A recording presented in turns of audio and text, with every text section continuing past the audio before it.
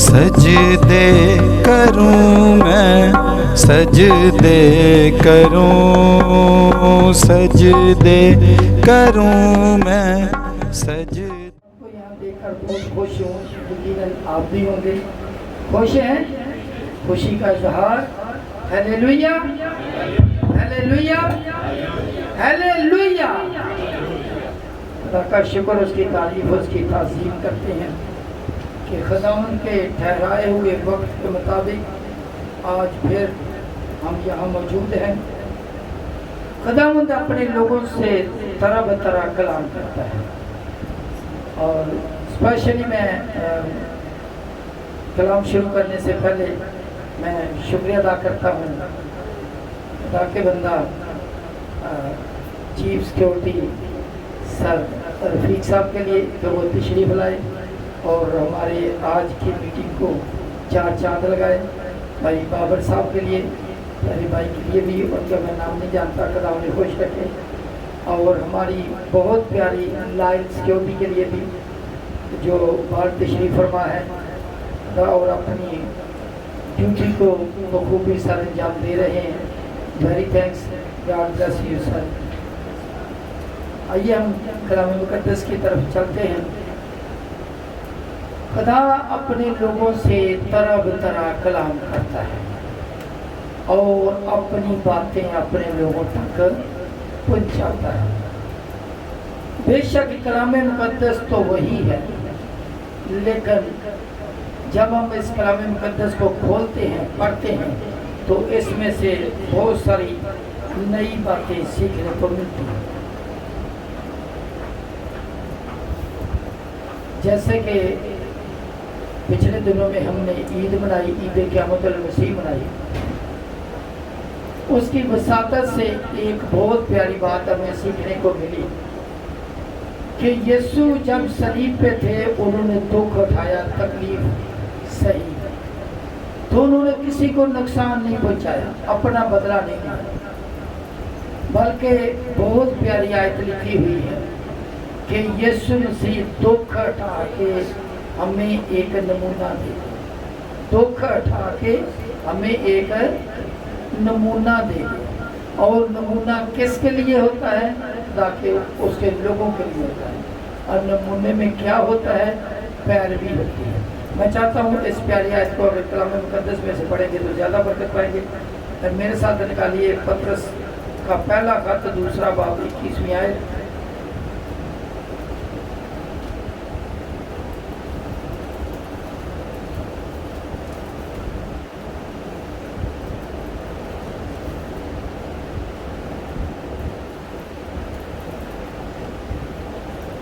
اور تم اسی کے لیے بلائے گئے ہو کیونکہ مسیح بھی تمہارے واسطے دکھ اٹھا کر، کیونکہ مسیح بھی تمہارے واسطے دکھ اٹھا کر تمہیں ایک نمونہ دے گیا، تمہیں ایک نمونہ دے گیا دے ہے. گیا. کس کو دے گیا نمونہ؟ ہمیں.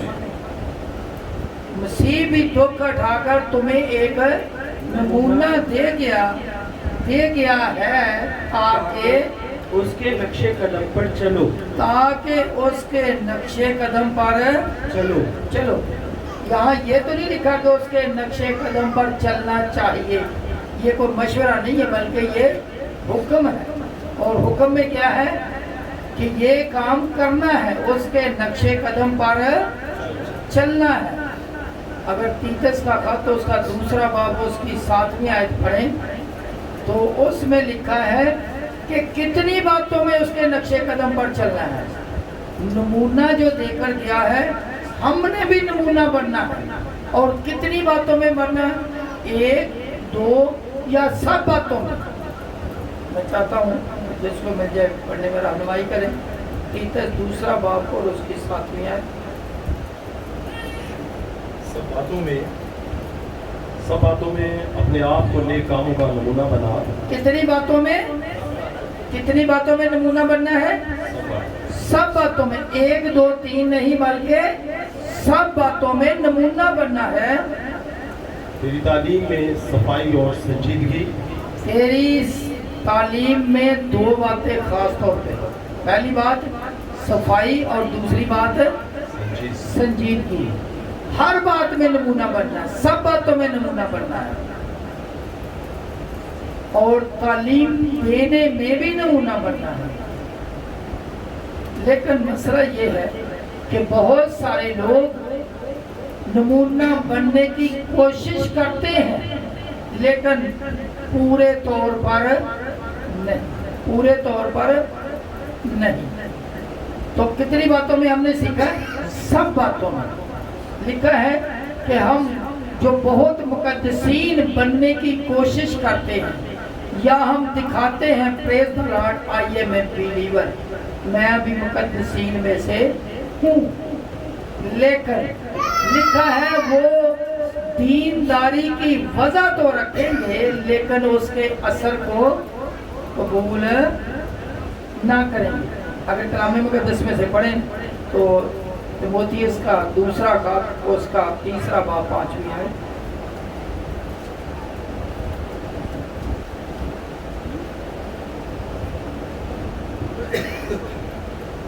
وہ دینداروں کی وجہ تو رکھیں گے، وہ دینداری کی وجہ تو رکھیں گے مگر اس کے اثر کو قبول نہ کریں گے. جی ہاں، دینداری کی وجہ تو رکھیں گے.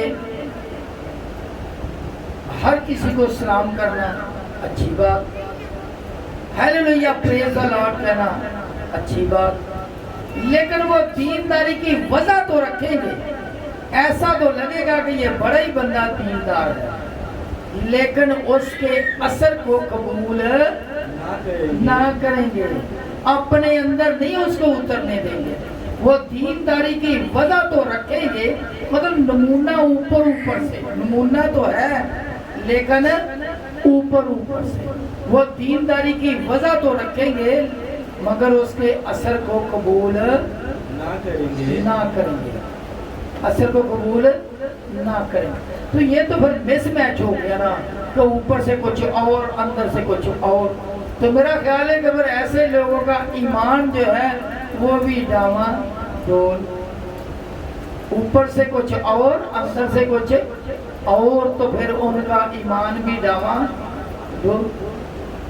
کہتے کچھ کرتے کچھ.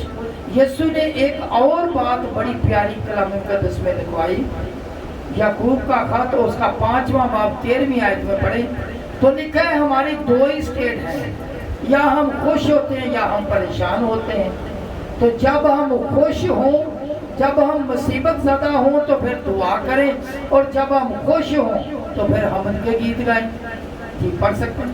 اگر تم میں کوئی مصیبت زدہ ہو اگر تم میں کوئی مصیبت زدہ ہو تو دعا کریں. دعا کریں. اگر ہم کسی نمونہ کیسے دینا ہے، ابھی ہم نمونے کو دیکھتے ہیں کہ اگر ہم مصیبت میں ہیں، پریشانی ہے، ہم پریشانی میں ہیں تو گالیاں دینا نہ شروع کر دیں، لڑنا نہ شروع کر دیں، بلکہ کیا کریں؟ خندہ پیشانی سے اس مصیبت پر غلبہ پانے کی کوشش کریں. کیسے؟ دعا کے ذریعے. اگر تم میں کوئی مصیبت زیادہ ہو تو کیا کرے؟ دعا کرے. لیکن اگر تم میں کوئی خوش ہو تو پھر کیا کرے؟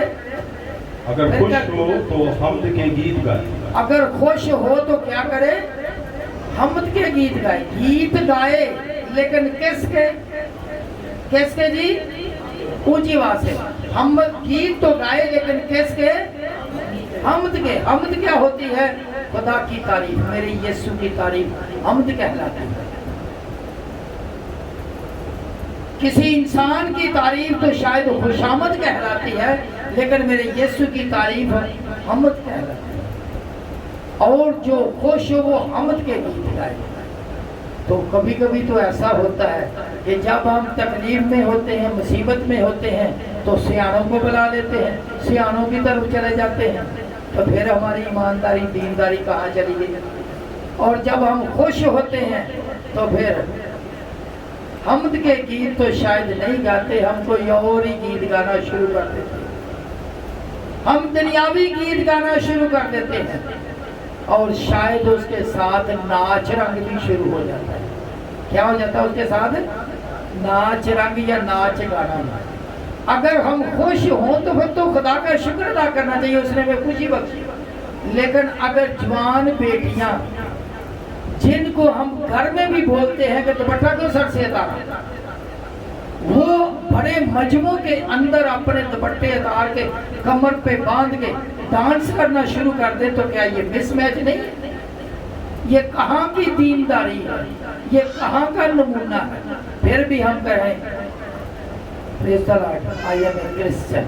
और ऐसा क्रिश्चियन, कौन सी दीनदारी है आप, कौन सी ईमानदारी है, कौन सा नमूना पेश कर रहे हैं?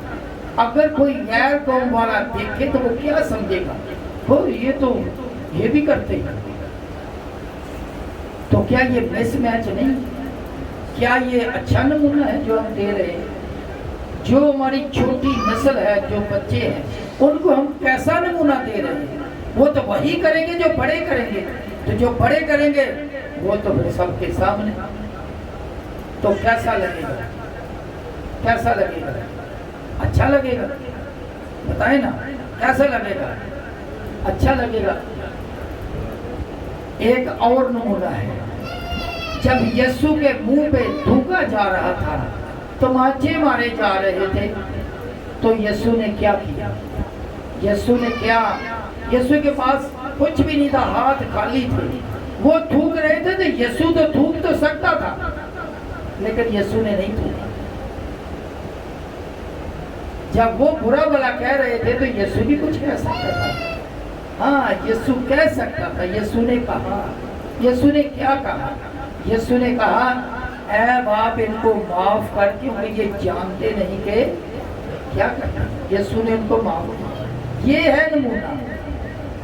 दूसरे तकलीफ दे रहे हैं यीशु को, और यीशु क्या कर रहे हैं? उनको माफ कर रहे हैं। और यीशु ने हमें सिखाई, एक और बात सिखाई। अगर हम इफ्सियों के खत में पढ़ें 4 बाब और उसकी 26वीं आयत, बहुत प्यारी आयत, तो उसमें लिखा है इंसान है, इंसान के अंदर खुदा ने जज्बात डाले हुए हैं, जज्बाती हो जाओगे। खुदा को पता था इंसान है, जज्बाती हो जाएगा। जी हाँ, तो उसमें लिखा जब जज्बात में आओगे तो फिर गुस्सा करोगे, जब गुस्सा करोगे तो गुस्से में क्या होती है? आंखें बंद और जुबान खुल जाती है। आंखें बंद हो जाती है और जुबान खुल जाती है, फिर पता नहीं चलता बंदा किसके सामने क्या बोल देता है। फिर ना रिश्तों का लिहाज, ना कोई स्टेटस, और ना कोई छोटे बड़े की तमीज। फिर जुबान खुल जाती है और बाद में पछतावे के सिवा कुछ नहीं होता। जी हाँ, पढ़िएगा इफ्सियों 4 बाब 26वीं आयत। गुस्सा तो कर मगर गुनाह न कर, गुस्सा तो करो मगर गुनाह न करो, गुनाह ना करो। गुस्सा आएगा, खुदा को पता था कि इंसान है, इसके अंदर ये जिबिली तर्ज अमल है। जब हम उसको हम अपना आसमानी बाप मानते हैं तो उसको भी गुस्सा आता है। तो ये जिबिली तर्ज अमल है जो उसका हमारे अंदर है। गुस्सा आएगा, लेकिन अगला काम क्या करना? गुस्सा तो करो मगर गुनाह न करो, गुनाह ना करो। गुस्सा आता है तो क्या मैंने बोला कि आंखें बंद हो जाती हैं, रिश्तों का तकद्दस खत्म हो जाता है। इंसान ये नहीं देखता कि मेरे सामने कौन है, मगर जुबान खुल जाती है। गुस्सा तो करो मगर गुनाह ना करो। गुनाह क्या? गुनाह ये है कि जब इंसान को गुस्सा आता है, गुस्से पे काबू नहीं पाता, तो उसका अगला अमल क्या होता है कि फौरन गाली दे देता है, फौरन बुरा भला करना शुरू कर देता है। तो ये नहीं होना चाहिए। पहला स्टेप आप ले सकते हो, दूसरा ये वाला स्टेप गुनाह करने वाला नहीं ले सकते। मैं ये समझता हूँ कि जो इंसान गाली देता है, अगले को तो टच भी नहीं होती गाली, कुछ असर ही नहीं करती। टच होती है, किसी को गाली टच होती है, फिजिकली कुछ करती है, लेकिन जो गाली देता है, गाली बकता है, उसके खाते में लिखी जाती है, उसके खाते में लिखी जाती है किसने गाली दी। तो इसलिए गुस्सा तो करो मगर गुनाह ना करो। सूरज के डूबने, जी, सूरज के डूबने तक सूरज के डूबने तक यानी शाम होने से पहले पहले तुम्हारी खफगी ना रही। तुम्हारी खफगी ना रहे, तुम्हारा गुस्सा ना रहे। क्यों? इसलिए कि जो काम पे गए होते हैं, ड्यूटियों पे गए होते हैं, वो भी वापस आ जाते हैं, तो फिर प्लानिंग शुरू हो जाती है। तो जब प्लानिंग शुरू हो जाती है तो रात को फिर प्लानिंग होती है, तो इब्लीस अपना काम करता है, फिर वो बात बढ़ना शुरू हो जाती है। तो उस बात को बढ़ाने से पहले ही क्या करना है, हमने गुस्सा ही खत्म कर देना। खफगी जाती रही, ये हुक्म है, ऐसा नहीं लिखा कि तुम्हारी खफगी खत्म हो जानी चाहिए, ऐसा किस ने लिखा? क्या लिखा है कि सूरज के डूबने तक तुम्हारी खफगी ना रहे। हुक्म है ना रहे, ना रहे तो ना रहे, खत्म कर देनी चाहिए। इसलिए दिल में रख कर उस पर तवज्जो देना, उससे आगे बात को बढ़ाना, ऐसा ना हो। क्यों? इसलिए कि ये हमें नमूना ही नहीं दिया गया। हमें नमूना क्या दिया गया? माफ करने वाला। फिर जब हम मुकद्दसीन कहलाते हैं और नमूना उल्ट पेश करते हैं तो फिर हमारा नुकसान होता है। तो रूहानी तौर पे भी नुकसान होता है, जिस्मानी तौर पे भी नुकसान होता है। और अगर हम चाहते हैं कि हमारा नुकसान ना हो, हम रूहानी तौर पर मजबूत होते जाएं और ठोकर ना खाएं, तो फिर हमें अपनी पाकीज़गी को, अपनी बरगज़ीदगी को हर वक्त साबित करने की कोशिश करनी चाहिए। ये दिखाना चाहिए कि खुदा का शुक्र, प्रेज़ द लॉर्ड, हम खुदा का खौफ रखने वाले हैं। Praise the Lord. मेरे साथ निकालिए पतरस का दूसरा खत, पहली बार की 10वीं है।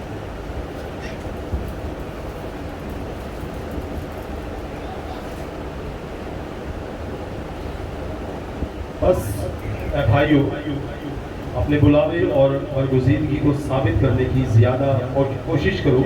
बस ऐ भाइयों, इसका मतलब हरगिज़ नहीं ये कलाम सिर्फ भाइयों के लिए है। जहाँ कहीं शख्स आता है, भाई कह के मुखातिब किया जाता है, तो वो तमाम के लिए होता है।